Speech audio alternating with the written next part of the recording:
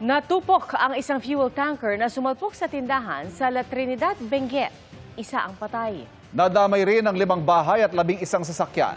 Sinuri naman sa Rural Health Unit ang lagay ng 29 na residente. Nakatutok si Bon Aquino. Nakatagilid pa ang fuel tanker na ito habang inaapula ng mga bumbero ang sunog na resulta ng pagsalpok sa sari-sari store at auto repair shop sa La Trinidad, Benguet kaninang pasado 1:00 na madaling araw. Ayon sa mga otoridad, nasa 40,000 liters ng diesel ang karga ng tanker. Nadamay ang 5 bahay at 11 sasakyan. Nakarinig po ako ng malalakas na pagsabog.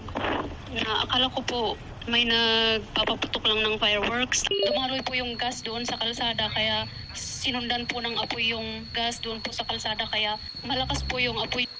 Ayon sa La Trinidad Fire Station, tinangka nilang iligtas ang driver na nasa loob pa ng fuel tanker pero bigla itong lumiyab. During the extraction, during sa rescue po nung dun sa driver na na-pin down, not knowing na may biglang, yun nga po, nag-spark. Patay ang driver ng truck habang nakaligtas ang pahinante nito na dinala sa ospital. Naapula ang sunog pasado 5:00 na madaling araw.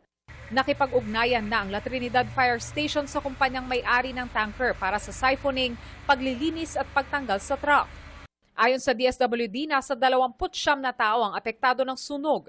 Mahigit 11 milyong piso ang halaga ng pinsala sa tindahan at mga bahay. Hindi pa kasama ang damage sa mga sasakyan.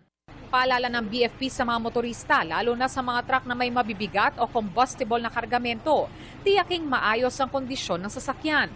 Patuloy ang investigasyon ng La Trinidad Municipal Police Station na hindi pa nagpaunlak ng panayam. Para sa GMA Integrated News, Bon Aquino, nakatutok, 24 oras.